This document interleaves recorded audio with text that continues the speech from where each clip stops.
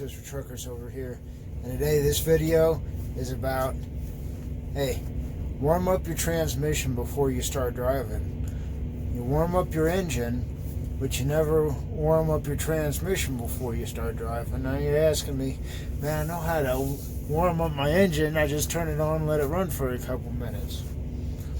But if you've ever noticed, it is really hard to shift your transmission when it gets below 10 degrees. That's why I'm making this video, because it's below 10 right now, as you can see from my nose. But anyway, yeah, this morning when I started driving, I noticed it was really hard to shift.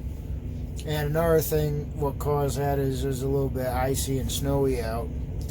But so your tires are slipping a little bit. It kind of messes up your times of your shifts. But so Matt, I know you're asking, Matt, how do you warm up your transmission? Well, what you do is when you first start driving, if you have an 18 speed like me, you could split all the lower gears and just go through those. And the whole idea is you want to just shift as much as possible, because you notice it's going to be hard to get it out of gear. That way, once you get on the road, it'll be a lot easier to shift. It'll make it a lot safer too, because a lot of times you'll have to downshift to maneuver or slow down or whatever.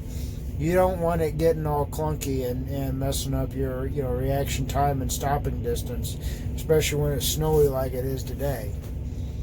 So, like I said, if you got an 18 speed, just shift the lower gears, and if you got a 13 speed or even a 10, like I said, just before you get up into the high range, shift it as much as you can, even when you're going through the parking lot and going down like a frontage road or whatever. Shift it first to second, third, back to second, fourth, back to third, and adjust your speed and everything. And like I said, what that's going to do is that's going to warm up your transmission. It's going to be a hell of a lot easier to shift. And like I said, if it's really, really cold and you're not able to shift your 18 speed, try splitting the lower gears. And that's one nice thing about having an 18 speed. I guess I might as well add some more stuff to this video. Make sure you guys are glad I remember that, because I almost forgot.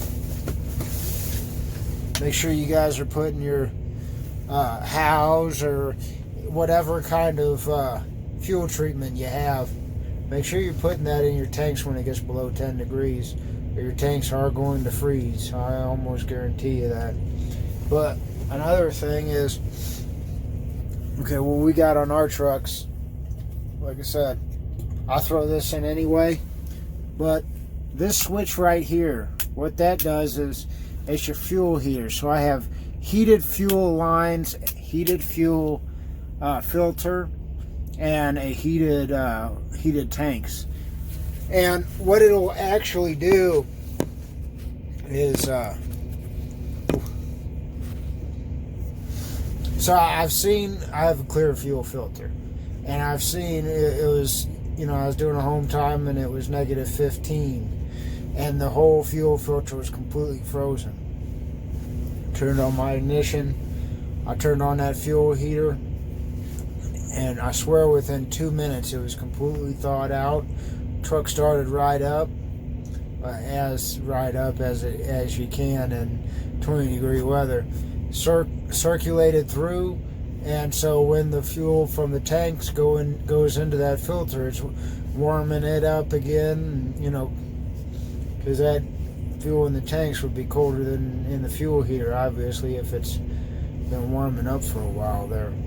So yeah, remember your Howes or your Winter Power or whatever fuel additive you want to use to keep your fuel from gelling up, and warm up your transmission, warm up your engine. Another thing to do is, a lot of times your APU, the heater won't be near as warm, like if it's 0 degrees or whatever, your heater won't will start getting kind of cool, blowing cool air in the middle of the night.